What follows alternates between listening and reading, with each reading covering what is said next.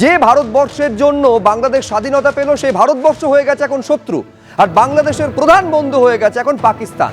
পাকিস্তানের জন্য ভিসার শর্ত শিথিল করা হলো, আর ভারতীয়দের জন্য যাবতীয় কড়াকড়ি আরোপ করা হয়েছে। পাকিস্তানিদের জন্য বাংলাদেশে অবাধে ভিসা দেওয়া হচ্ছে, সরাসরি বিমান পরিষেবা, ভারতের প্রতি বিদ্বেষ বাড়িয়ে এবার ব্যান্ডউইথ ট্রানজিট প্রত্যাহার করে নেওয়া হলো। চীন এবং পাকিস্তানের সঙ্গে বিএনপির সখ্য আরো বাড়ছে, এখন শত্রুর নাম হচ্ছে ভারত।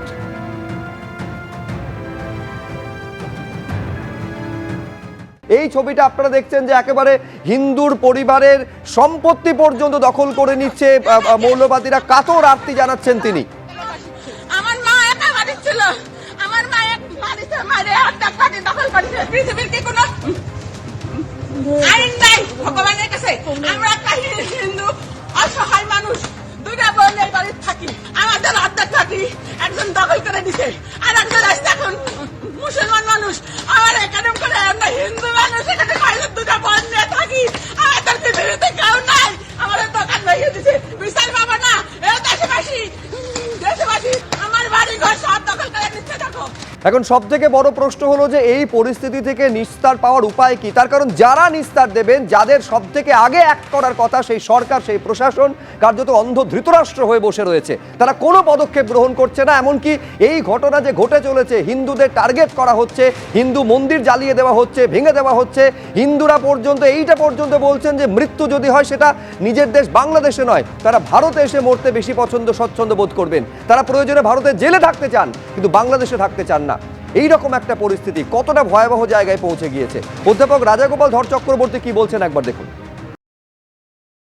ইসকনের যিনি চট্টগ্রামের যে প্রধান, সেই চিন্ময় দাস যেহেতু সংখ্যালঘু হিন্দুদের সনাতন জোটের নেতা হিসেবে কাজ করছিলেন, তাই সমস্ত যে ইসকনের যে সমস্ত মন্দিরগুলো আছে তারা মনে করছে এইগুলোকে যদি ভেঙে দেওয়া যায় তাহলে বোধহয় হিন্দুরা ভয় পাবে, এবং একটা মন্দির জ্বালিয়ে আরো 5 জন উগ্রবাদীদের তারা কিন্তু আরো প্রলুব্ধ করছে, উন্মাদনায় মাতিয়ে দিচ্ছে যে আরো কিছু মন্দির ভাঙতে হবে।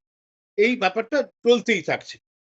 সরকারের তরফে কোনো হেলদোল নেই, যে যখন দেখা গেছে উগ্রবাদীরা এই ধরনের কাজকর্ম করছে, বিশেষ করে ইসকনের মন্দির টার্গেট করছে, তখন ইউনিসের উচিত ছিল প্রত্যেকটা ইসকন টেম্পলে বা তাদের যে আশ্রমগুলো আছে সেখানে পুলিশ প্রহরা দেওয়া। সেগুলো তারা কিছু করেনি।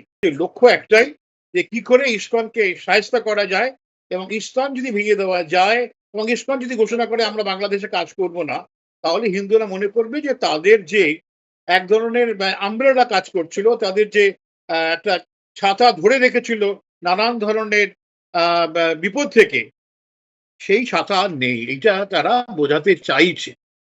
কিন্তু ইসকনও বোধহয় আমার মনে হয় যে ইসকন সহজে এই ধরনের ফাঁদে পা দেবে না, এবং ইসকন তাদের কাজকর্ম চালিয়ে যাবে। আমাদের যে পররাষ্ট্র সচিব কালকে পরশুদিন যাচ্ছেন, দেখা যাক উনি এইগুলো কতটা তুলতে পারেন।